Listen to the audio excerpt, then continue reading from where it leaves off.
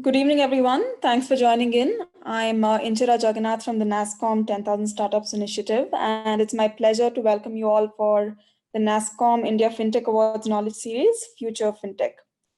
A lot of you have already been a part of our previous sessions, but for those of you who are joining us for the first time, the objective of our series is to basically understand from industry experts and get their insights on various topics that shape the fintech space, and also to help us learn about the upcoming innovations and trends in the sector. We've also been inviting applications for the nasscom India Fintech Awards under various categories like payments, insurance, lending, financial inclusion, retail banking, and regulatory compliances, under, of course, the overarching theme of fintech transforming the digital world. The last date to apply for the same is 14th of December, so do ensure you get your entries in before that. To make it easy for you, we'll be dropping in the link in the chat section to apply for the awards. So today's session will tackle one of the most imperative themes in fintech, and it's of prime importance in catalyzing the vertical and putting India on the map globally. We, of course, today will be focusing on financial inclusion, and anyone who's been abreast with the current affairs in general will be well aware that financial inclusion, especially off late, has been among the top priorities of the government of India as well in their pro-growth economic policy measures and initiatives. So I think we can all agree that the availability of and convenient access as such to financial services is what drives the inclusion. And not just for a few privileged folk, but also for the masses all over the country. And standing true to the adage that necessity is the mother of all inventions, today's session will talk about the scores of innovative ideas that have come in through during the COVID times and the road ahead in this space. Joining us today, we have some eminent players of the ecosystem. We have Puneet Gupta, co-founder of Kaleidofin, and Hari Rajagopal, vice president of Samunati. They've kindly agreed to share their thoughts with us on the topic today. And to moderate the session, we have Pradeep Kumar, head strategic initiatives from PayPal India. So a very warm welcome to all of our panelists. We really appreciate the time taken out for us today for the nasscom India Fintech Awards Knowledge Series. So before I hand over the baton to Pradeep, a quick introduction. Pradeep Kumar is the head of the strategic initiative for PayPal in India, while also overseeing the strategy and operations for the PayPal incubator. He has a passion for teaching and has delivered training programs to corporates and campuses covering more than 10,000 students. Pradeep holds a Bachelor's of Technology in Electronics and Communication Engineering from Vellore Institute of Technology, and also has an MBA from Asian Institute of Management. So Pradeep, over to you, please, to introduce the speakers and take this conversation forward.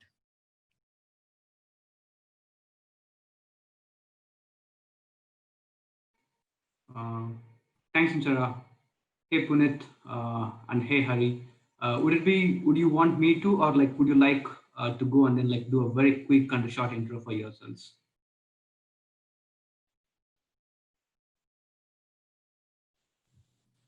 We could do that ourselves. Yeah. Hari, you want to go first? Okay, sure. So good evening, everyone. And my name is Hari. I work with Samunati. Samunati is an institution that is working in the agri value chain space. We work exclusively in the field of agriculture. And I look after the strategic initiatives and looking after the capital markets vertical in particular, which is about bringing in different pools of capital into the agri value chain space. As such, I'm a banker who's worked in rural banking, development banking, and corporate banking. Hi, I'm Puneet. I'm one of the co-founders at Kaleidofin. Began my career in financial inclusion, started working with ICICI Bank, where I was a part of the microfinance team. And ever since then, have been involved in this area. Set up my first entrepreneurial venture when I set up IFMR Group here in Chennai, which is now renamed itself to Dwara and Nadanag Capital. And 3 years ago, decided to move on to set up my second venture, which is Kaleidofin. And a lot of the idea really was that there's been so much progress that has happened in the connectivity in mobile phone reach to customers, and started to think that how could we actually increase reach to customers using technology. Thanks, Puneet, and thanks, Hari. So to get started with, right, like financial inclusion, different people have different perspectives on it. Even otherwise, financial inclusion is more inclusive and covers a very broad spectrum, right? So how do each of you define financial inclusion, and how does your respective firms work towards it? What do they do in that space, and how do they solve for it? Harry, you want to go first? Maybe you should start, Puneet, and I'll follow you. Sure. Very good question, Pradeep. And this is, so let me start from an economy level and come back to Kaleidofin in a second. So Indian economy is largely informal. When you look at how the occupation set is kind of cut across, over 90% of the country is involved in the informal sector. And that already then therefore gives you the sense of how large a part of the country is kind of involved there. And over a period of time, what has also happened is that with the gig economy and gig businesses kicking in, some of the formal jobs are becoming more and more semi-formal. So a lot of the jobs where you got provident fund and everything else is now getting replaced by actually partner-based approach that several firms are taking to the ground. If I were to kind of take recourse to income tax data, last year, actually this is data published by them in August, less than 1% of the population paid taxes. This results into 1.6% of population that was greater than 20 years of age. And when you start to look at income cuts here, so of this 1.6% of population which was greater than 20 years, 57% had incomes which was less than 2.5 lakhs. And 75% of the population had income of less than 5 lakhs per annum. So really, we're talking about a very, very large base of customers who, even if they were a part of the formal segment, are earning less than 20,000 rupees a month. And technically speaking, 20,000 rupees, you can think about two adult earning members. One is a housemaid, one is, let's say, doing some kind of a job at a shop, and you'll get to the 20,000 rupees. So effectively, we are talking about a very, very large percentage of the country involved in this particular segment. One can always talk about the fact that these are undeclared incomes and others, but the sheer magnitude still doesn't kind of change that much if you were to account for that.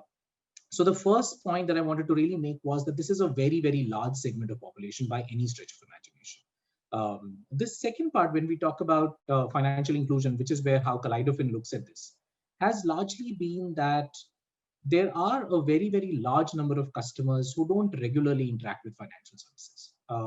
And typically, when you look at them, you'll kind of recognize them pretty easily. So this is a segment of population where you'll find making transfers very hard to them. Typically, customers who are not using bank account as much. Typically, customers whose primary source of income comes in cash. And therefore, whatever payments that they are making is all largely in cash. So typically we look at that. That is our primary set of constituency of customers. We work with customers who are informal in nature, which means that their incomes are not regular. Their incomes are irregular, which makes it even harder for financial organizations to work with them. So that's typically the gamut of population that we work with.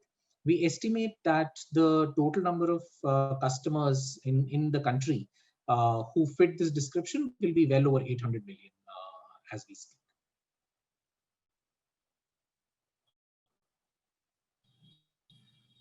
Well, I'll kind of speak on the scope of financial inclusion in agriculture.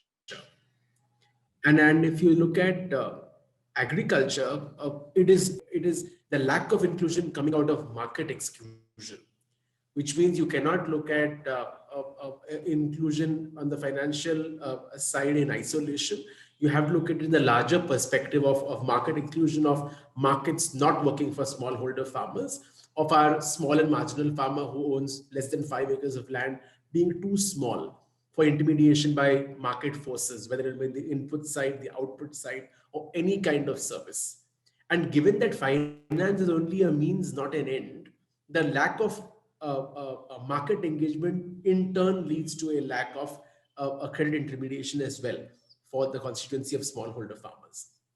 So given that this is the construct in which we are approaching financial inclusion in the agriculture space, we have the philosophy that unless you address these aspects of market exclusion, you cannot make credit flow in isolation to smallholder farmers. Two, we have to leverage the power of aggregation to build farmers into viable units of engagement, whether it be the farmer producer organization, whether it be digital forms of aggregation, or the cooperative. It has to be a unit of say 500, 200 farmers, which can be engaged with by various market agencies. And in order to do so, we've done a two-pronged strategy. One is of building enabling market linkages between entities on the demand side and entities on the supply side of the agri value chain, which means we are working with aggregators, farmer producer organizations, and farmer collectives, which represent the farm and the farmer, and which side we are working with sorting and packing houses who are in turn channeling this produce from the mandi, the market yard, to our food plate. So because we are working with both agencies on the supply side and demand side, we are able to create a pull from the demand side, which means you are able to increase the throughput of the value chain so that more farmers get pulled towards the market. Because you cannot help farmers by working with farmers alone. You can only help farmers by working on the demand side and by creating a pull for them. Now, once you establish market linkages, it is automatic that working capital is a key lubricant to making these market linkages happen. Because every intermediary in the value chain wants to buy on cash and sell on credit. That's when the payment terms are most suitable for the intermediary in question. Which is why, other than enabling market linkages, we have gone about designing customized solutions that are accessible by the customer categories we serve, which are based not on backward looking lag indicators of past financial performance and past net worth, but leverage rather the social capital and trade capital that exists in a buyer seller relationship. Because people have been buying and selling for generations before any of us have come to engage with them, and therefore there lies a social capital and trade capital in the relationship, which to us is more valuable than the financial capital which may exist on the balance sheet of a borrower.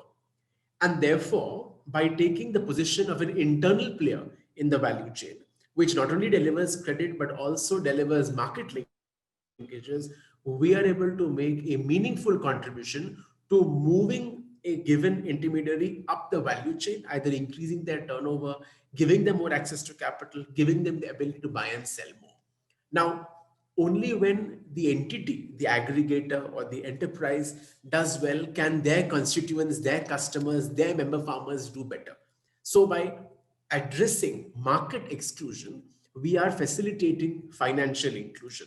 And to do so, we are leveraging the power of aggregation, and we can speak about how we are doing so more digitally now, but certainly a B2B2C form of outreach to the smallholder farmers, where we work through an aggregator, through an enterprise, where we leverage the ties of rural communities and the social capital that underlies a buyer-seller relationship to reach out to the smallholder. I think that would be a broad definition of how Samunati is approaching financial inclusion.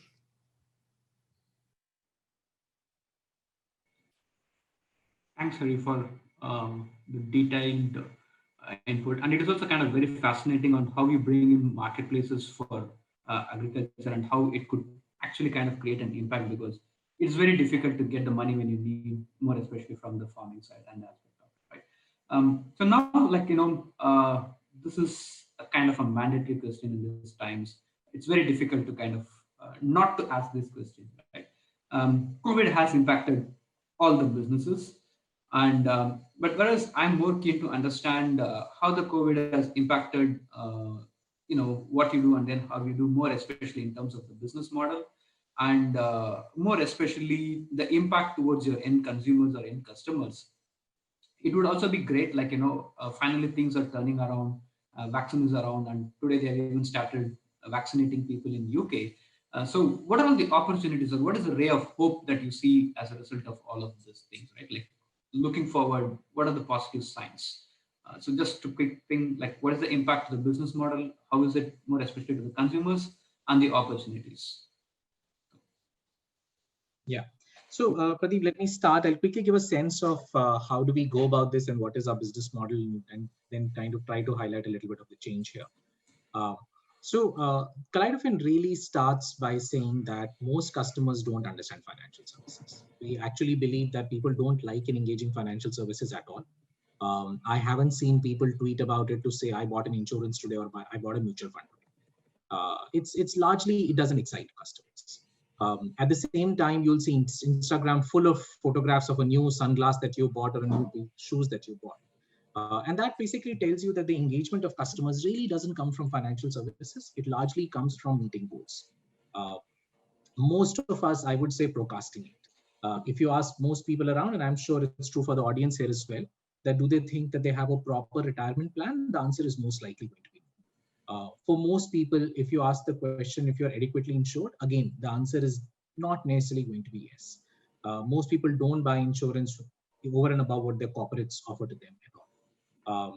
So that typically is the challenge, and our customer base doesn't have corporate insurance. They are informal sector customers. So a lot of the work that Kaleidofin does is by saying that, help me understand your goals. So let's say a customer of mine wants to save towards their kids' education. What we do is we try to understand what are the reasons of vulnerability of this household. So what happens if there's death, disability, loss of work, health issues. So whatever could be these various kinds of issues, we understand that. And we put together now the goal as well as these causes of vulnerability, and we create a financial plan for the household. A plan typically might throw out that in order for you, let's say, to meet your goal of getting your kid to school, you need to save X amount of rupees a month, but you also need life insurance, disability insurance, and asset insurance along with it.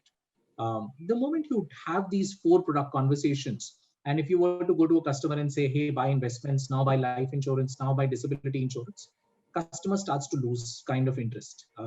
Customer starts to think that you're selling one after the other products to them, even though all are required really.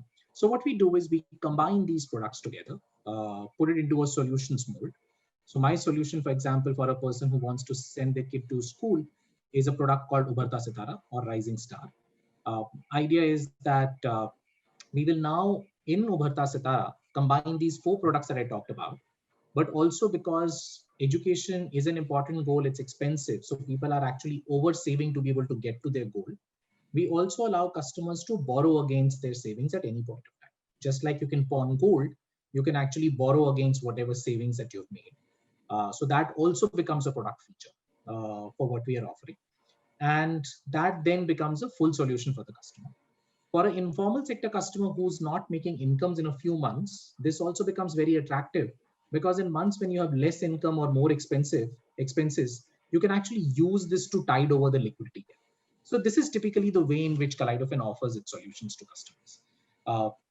Our business model largely has been to be able to reach out to customer through digital means, but we also, like Hari, work on B2B2C distribution models, largely because a lot of our informal sector household customers actually don't carry smartphones today. More importantly, customers are also not searching for the next best finance app to immediately start searching for, okay, this is the app that I should download to do things. So B2B partners actually introduce us to their customers, and then we're able to take this forward. So that typically gets us the scale that we need to get there. Also helps us reduce the customer acquisition cost a lot. What COVID has done really is impacted us in more than one ways. So one big impact that COVID has caused has been that it has impacted the incomes of customers.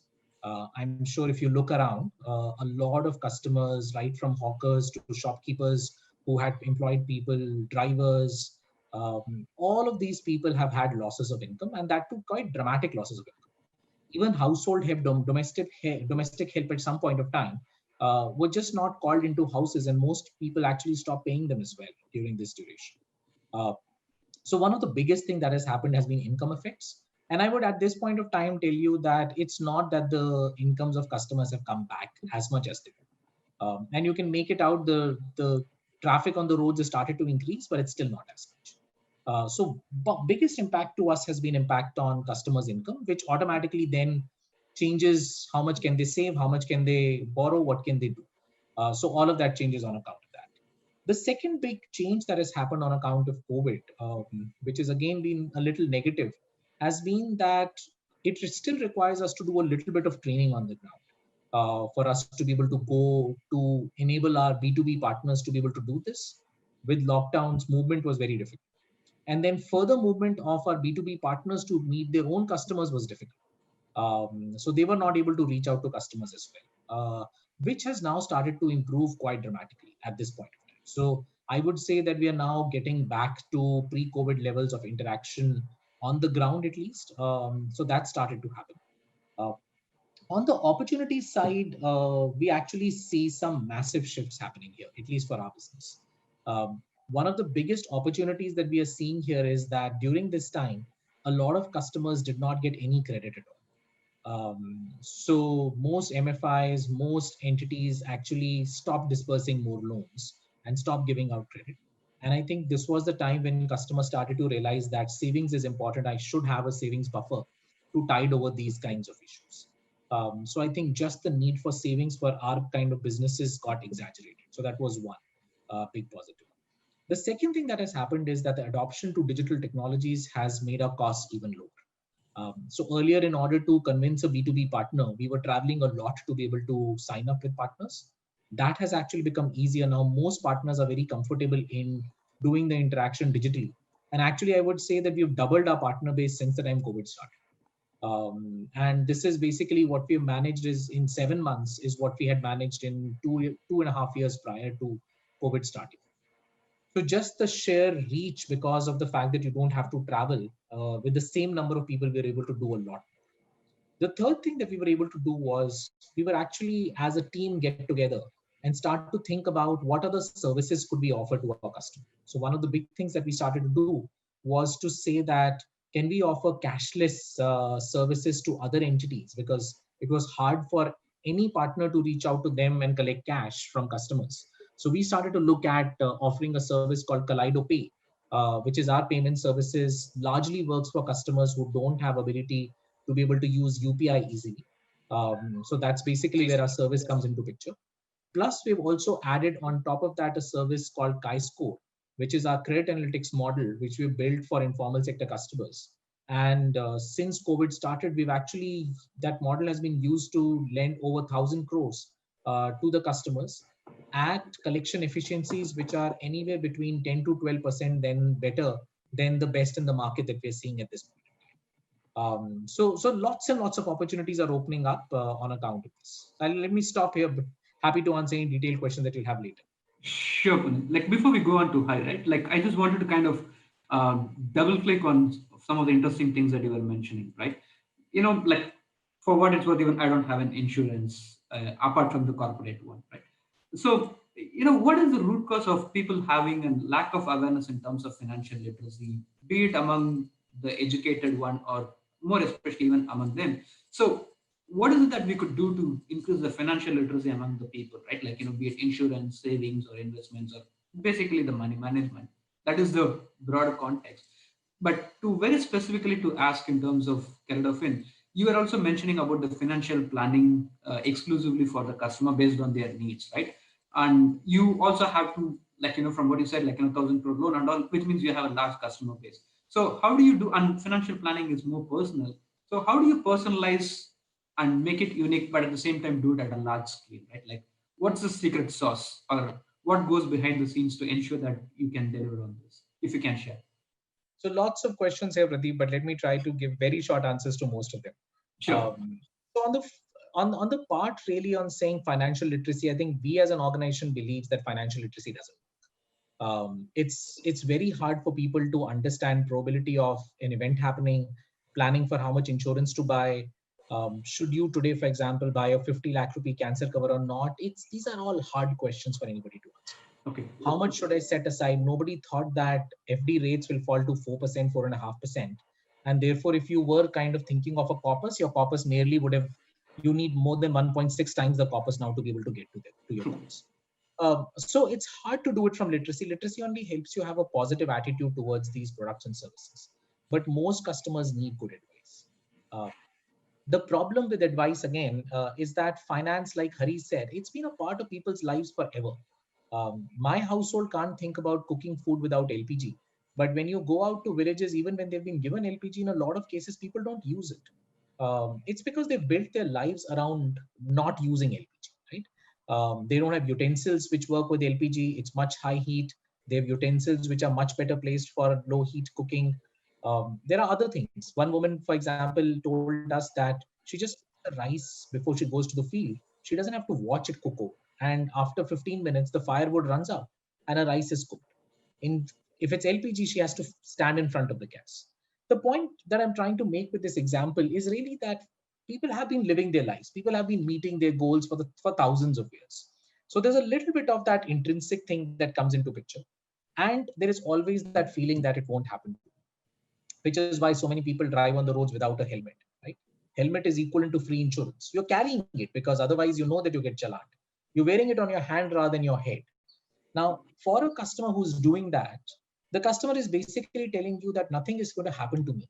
Why is this customer going to pay money to buy insurance? There is a lot of deep psychological thinking about it. It's also evolutionary in nature.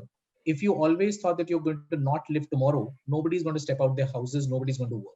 So I think evolutionary perspective also has fine-tuned us to thinking about positive rather than negative. Uh, Coming back to your last question, which I think is very relevant from Kaleidofin's perspective, how do we do mass customization here? I think that's where the power of technology has started to become really huge.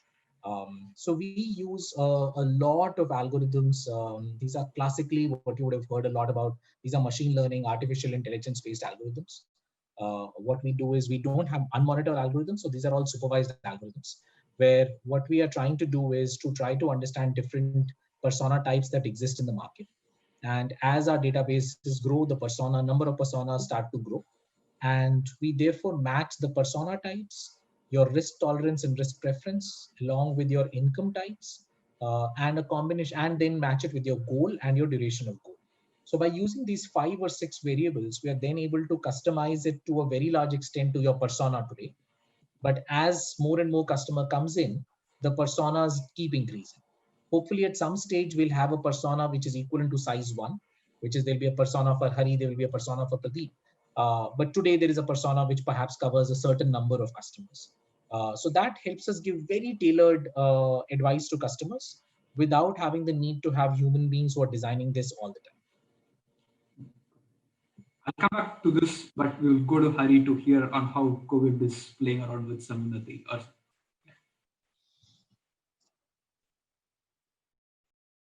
Sure.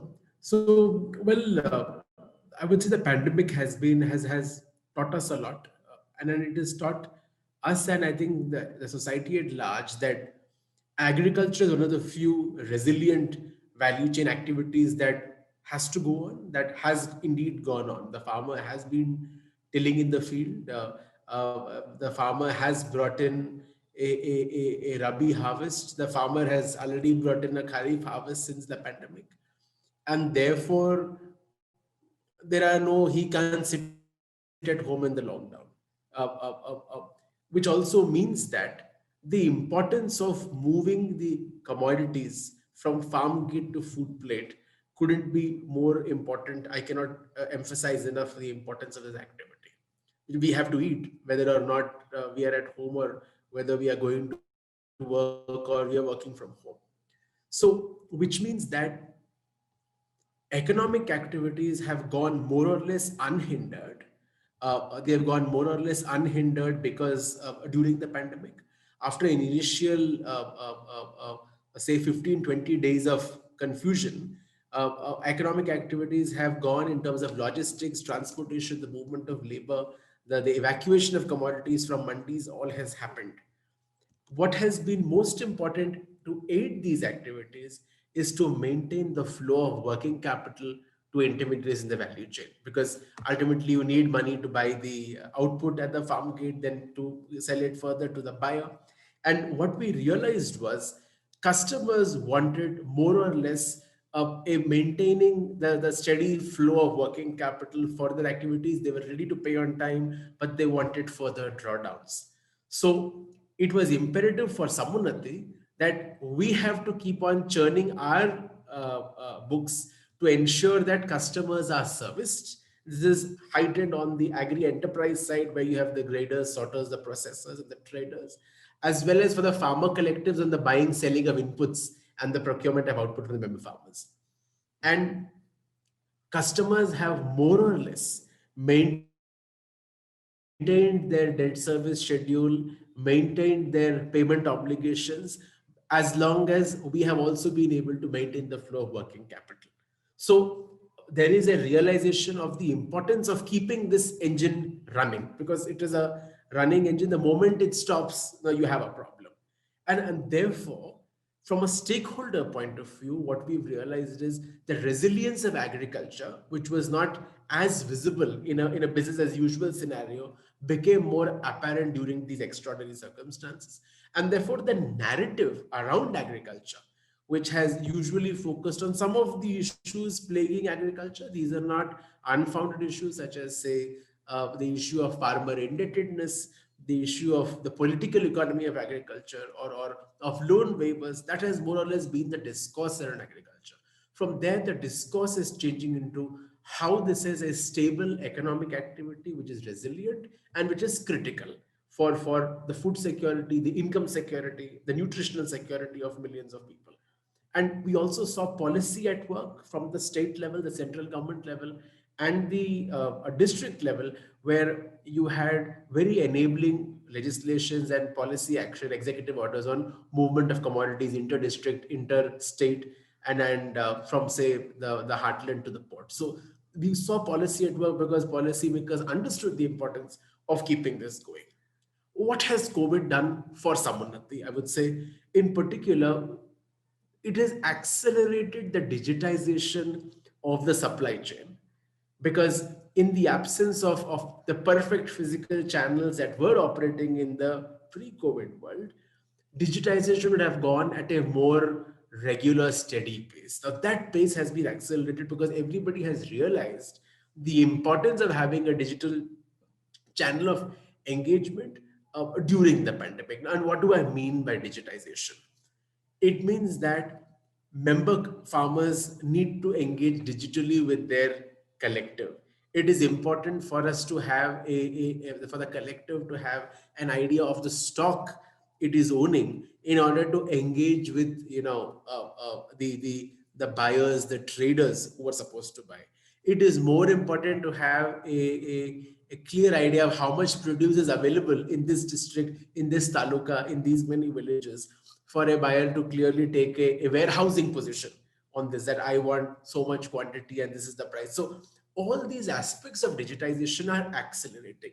And therefore, what we also are doing is, along with our customers, working to digitize the customers themselves, the farmer collectors, but also more digital modes of engagement, creating a digital marketplace for agri value chain intermediaries. These are some of the steps that we are taking, and I can dwell them a little later on how we are going about it. But that's certainly the reception of these digitization initiatives has been much more positive thanks to the pandemic than it would have been pre. So in a way, we've leapfrogged, I would say, at least a few years in terms of the pace of digitization.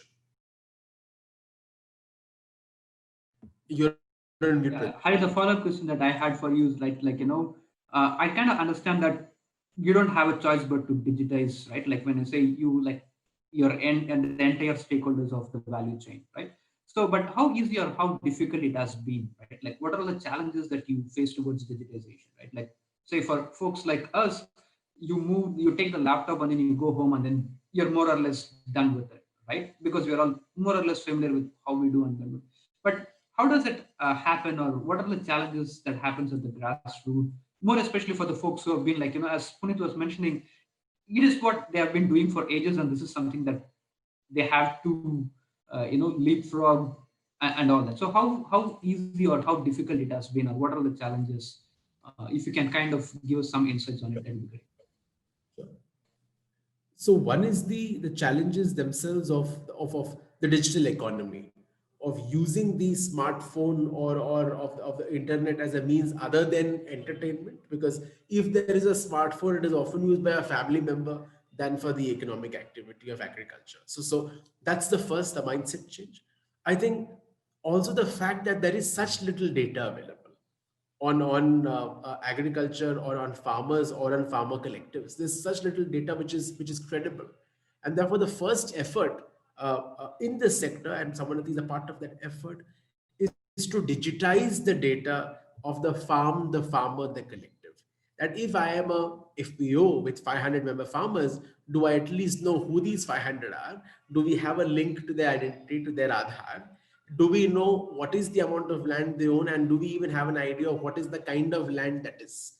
So for example, one of the first pilots we've carried out is, you give us, say, for example, a smartphone, which is you put it in the pocket of the farmer, and can the farmer walk around his or her field along the boundaries, and in fact that it ends up geo-fencing the field.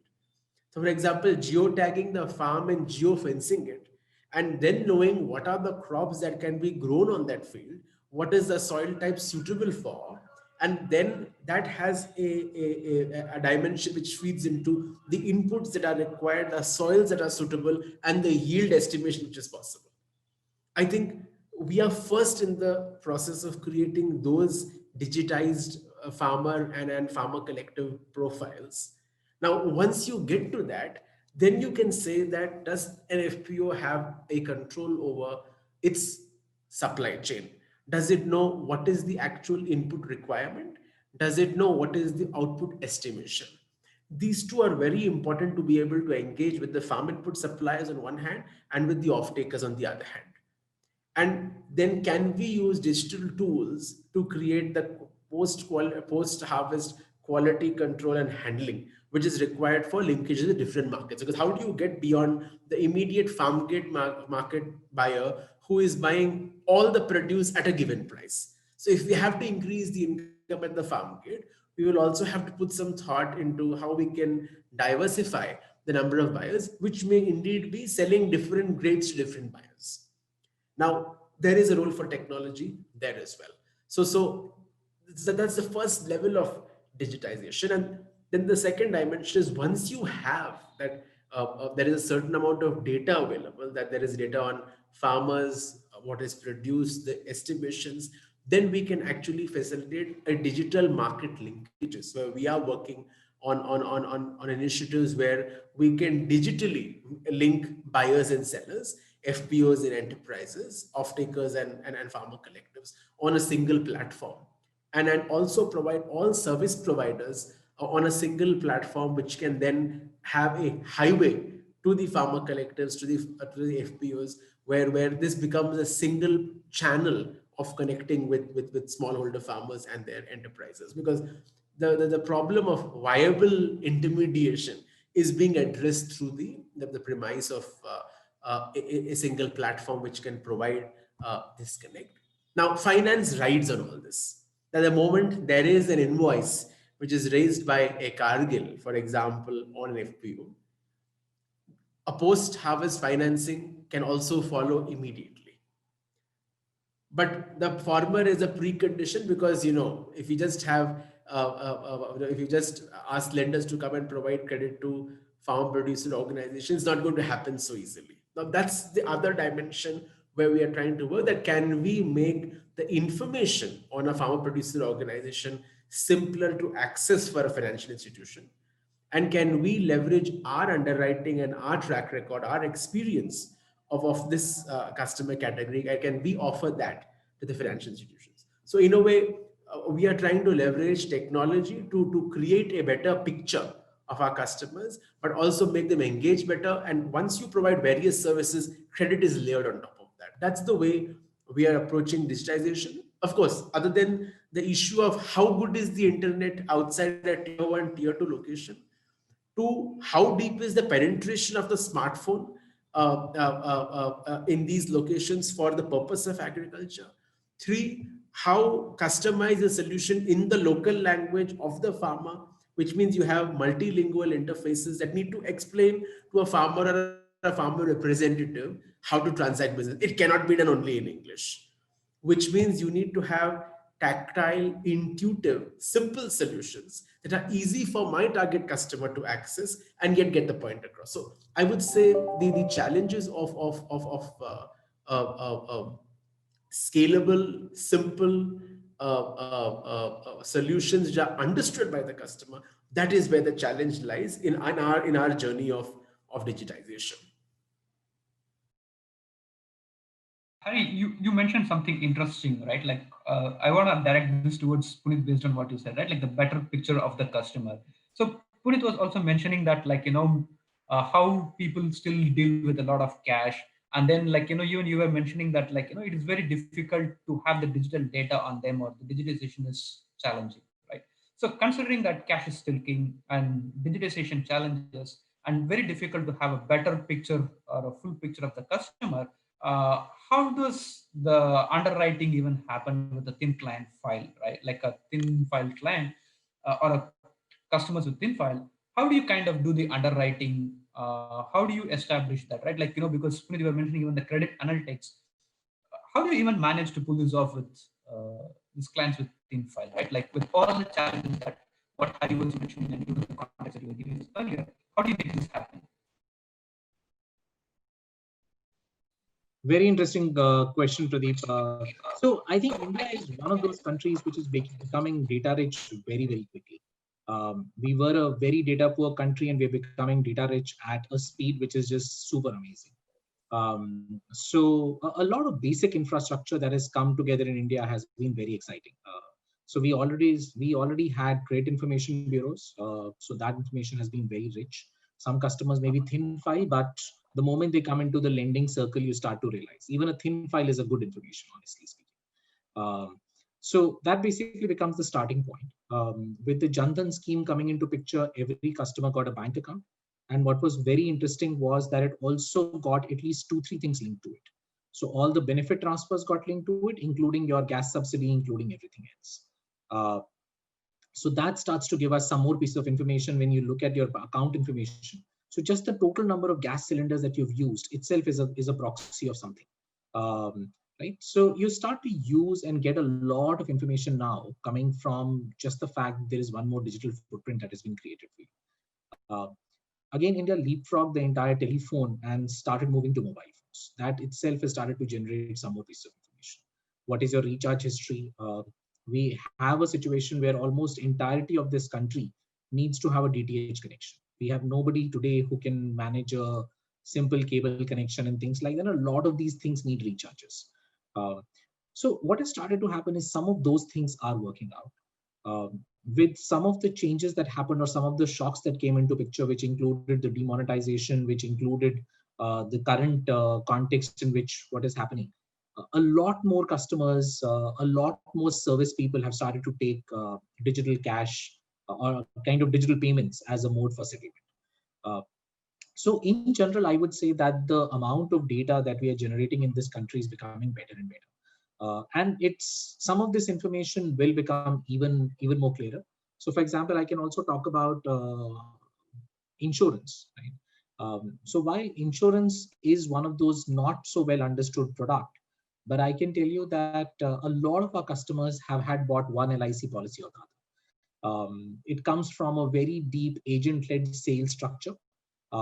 And how regularly have you serviced your insurance policy itself is an interesting metric. It's a very long kind of a setup. And some of these pieces of information are becoming more and more accessible now. And our sense is that account aggregator framework, as it starts to kind of become larger, will also make it easy to access. Today, the cost of combining this data might be significant for a lender. It's becoming easier, but it could become much more easier as things kind of go by. So that is one change that we are starting to notice a lot. And that's basically what is also aiding in a lot of the credit analytics work that we're doing. You want to add something to what Puneet was mentioning from your perspective?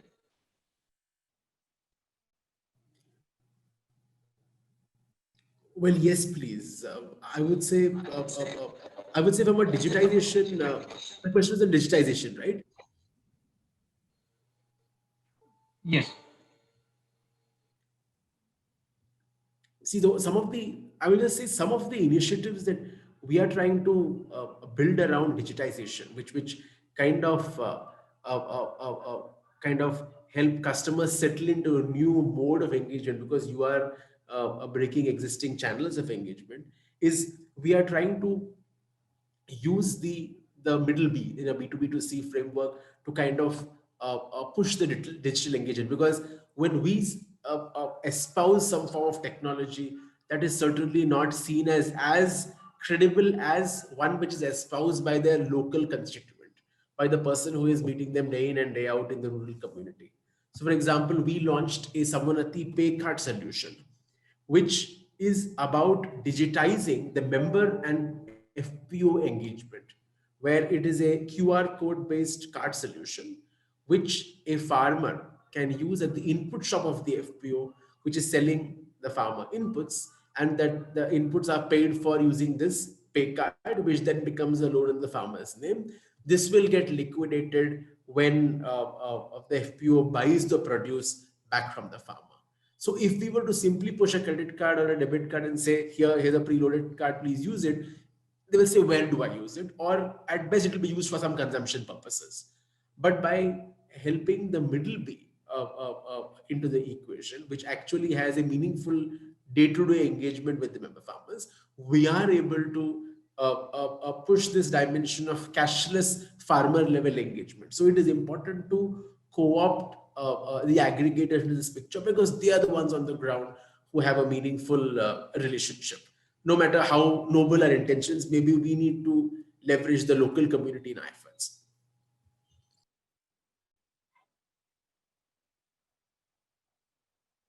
I think we are running short of time, so maybe we can open up the questions to the audience.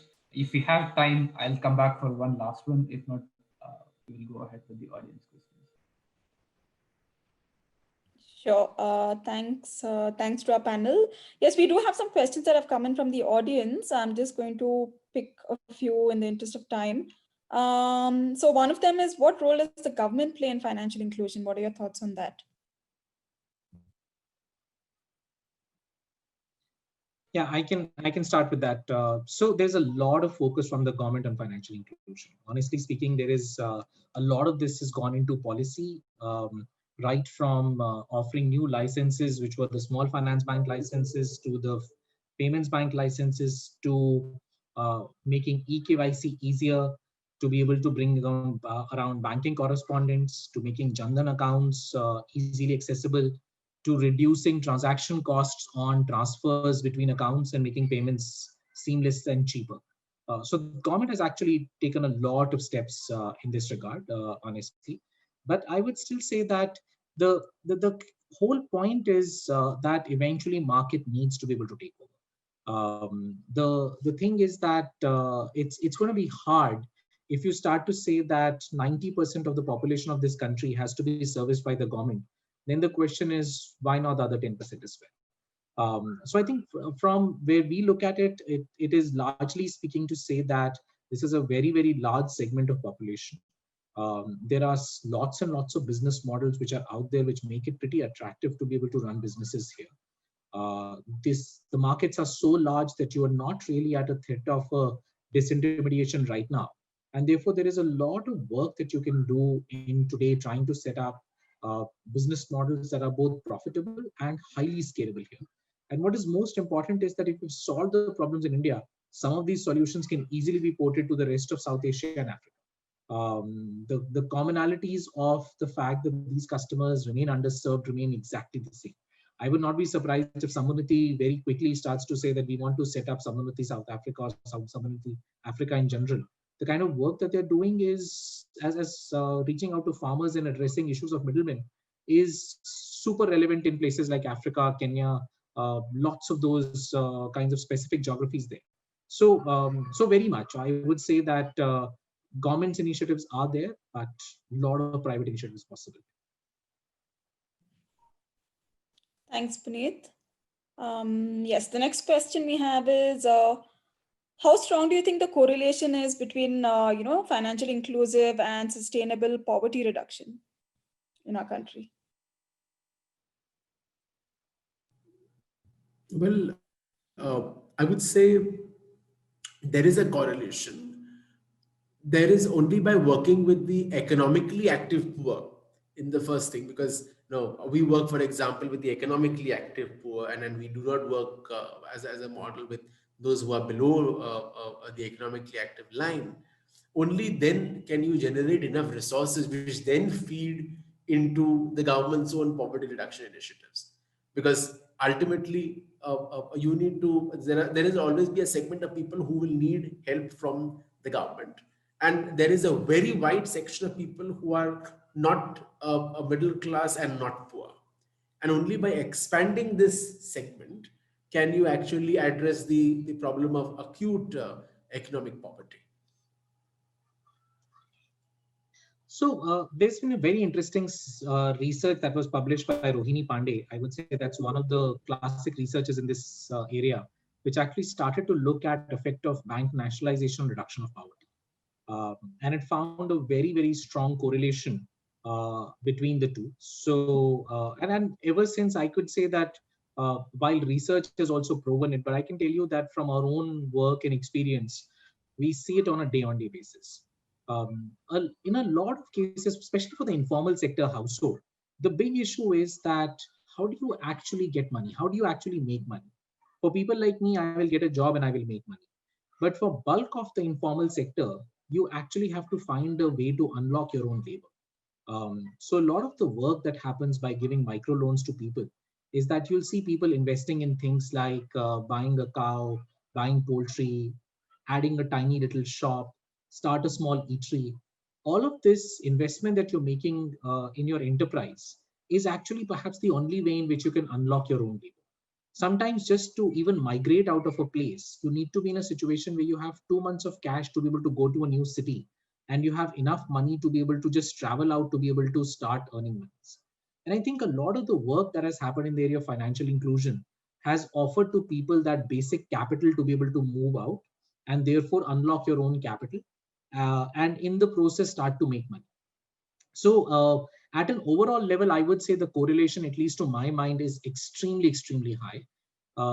But I would also say that the vulnerability of the households is also pretty high. So just by reaching out one service like a credit or one part of the service doesn't make sure that the customer will not slip back into poverty. But a higher financial participation does kind of start to impact poverty quite quickly. Thank you. Yes, so I think we've covered some of the questions that we could in the limited time. Thanks, Puneet and Hari, for such an enlightening session, and to Pradeep, sincere thanks and appreciation for your time and effort in making the session that much more interesting.